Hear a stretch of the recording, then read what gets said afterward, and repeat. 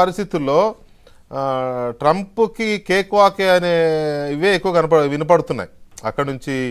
ఇప్పుడు మన వాళ్ళు చెప్పింది కానీ లేకపోతే అమెరికన్ మ్యాగజైన్స్ కానీ అమెరికన్ మీడియా కానీ ఇవన్నీ చూస్తూ ఉంటే అనాలిసిస్ చూస్తూ ఉంటే అఫ్కోర్స్ అక్కడ మీడియాలో కూడా యాంటీ ట్రంప్ మీడియా కూడా చాలా బలంగా ఉంది, నో డౌట్. అయినా కూడా ట్రంప్ ఈసారి కేక్ వాకే ఆయనకి అధ్యక్ష పదవి అనే చర్చలే ఎక్కువగా ఉన్నాయి. యాజ్ ఎ సెఫాలజిస్ట్ మీ అనాలిసిస్ ఏంటి? అంటే ఇక్కడ ఒకటి అబ్జర్వ్ చేయాలి, Trump there is no other సే.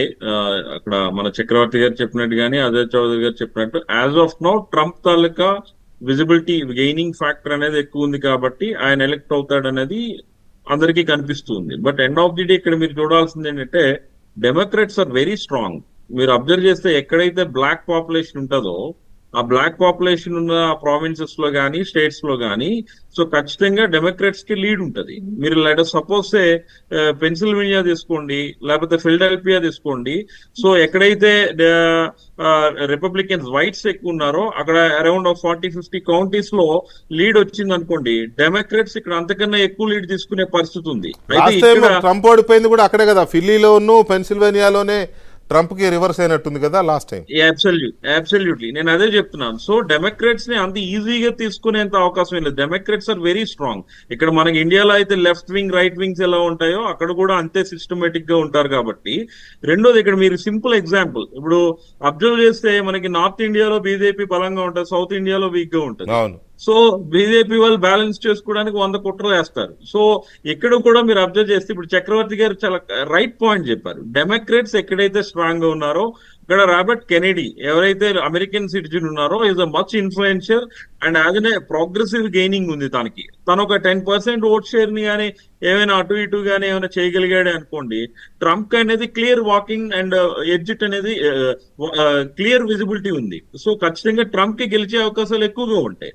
అయితే ఇక్కడ మనం చూడాల్సింది ఏంటంటే బైడెన్ అడ్మినిస్ట్రేటివ్ ఫెయిల్యూర్స్ కూడా ఇక్కడ ఎక్కువగా ఉన్నాయి. యుఎస్ ఎకానమీ తాలూకా ప్రాబ్లమ్స్ ఉన్నాయి. సో అక్కడ కాస్ట్ ఆఫ్ లివింగ్ కానీ ఇన్ఫ్లేషన్ కానీ ఇవన్నీ కూడా మెజారిటీ రోల్ ప్లే చేస్తాయి. మీరు అబ్జర్వ్ చేస్తే అక్కడ మోర్ ఓవర్ డిబేట్స్ ఎక్కువగా ఉంటాయి. మనలాగా ఇక్కడ ఇండియన్ సిస్టమ్ లో జరిగే ఎలక్షన్స్ కి అక్కడ జరిగే ఎలక్షన్స్ ఉంది రారు కదా. మనం మీరే పిలవాలి, ఇప్పుడు రారు కదండి. పిలవాలి ఎందుకంటే శ్వేతపత్రాలు రిలీజ్ చేసే టైంలో మీరు పిలిస్తే అసలు విషయాలు బయటకు వస్తాయి. లేకపోతే ఏమవుతుంది, బోర్గా ఫీల్ అవుతారు అందరూ. అలాంటి సిస్టమ్ రావాలని మనం కూడా కోరుకుందాం. ఇండియాలో కూడా అలాంటి సిస్టమ్ వస్తే it would be good. Because ఎందుకంటే people should have to know whom to vote అనేది. ఇక్కడ మెరిట్ అనేది కర్బ్ అయిపోతూ ఉంది మాట మన ఇండియన్ సిస్టమ్ లో. సో మెరిట్ తో పని లేకుండా పోతున్నది. సో ఇక్కడైతే ఏంటంటే మోర్ డిబేటబుల్ పాయింట్స్ మీద ఇక్కడ ఎలక్షన్స్ జరుగుతాయి కాబట్టి ఖచ్చితంగా చెప్పాలంటే ట్రంప్, ఇందాక చక్రవర్తి గారు ఒక పాయింట్ చెప్పారు, ఆయన కాల్పులు జరగగానే ట్రంప్ ఏదైతే తను ఒక పిడికిలి బిగించి ఫైట్ అని చెప్పని అన్నాడో, సో అది నేచురల్ గా ఏంటంటే రిపబ్లికన్స్ ని కన్సల్టేషన్ చేయడానికి చాలా హెవీ డోసేజ్ ఆఫ్ మెడిసిన్ గా చూడొచ్చు దాన్ని పాలిటిక్స్ లో. సో ఖచ్చితంగా ఆ పర్టికులర్ కెమిస్ట్రీ అనేది ఖచ్చితంగా వర్కౌట్ అవుతుంది అక్కడ. సో అందుకు Trump as of now edge లో ఉన్నాడు. అలా అని డెమోక్రాట్స్ ని అంత ఈజీగా తీసేయడానికి కూడా లేదు. డెమోక్రాట్స్ ని అంత ఈజీగా తీసేయడానికి లేదు, ఎందుకంటే వాళ్ళు ఒక టర్మ్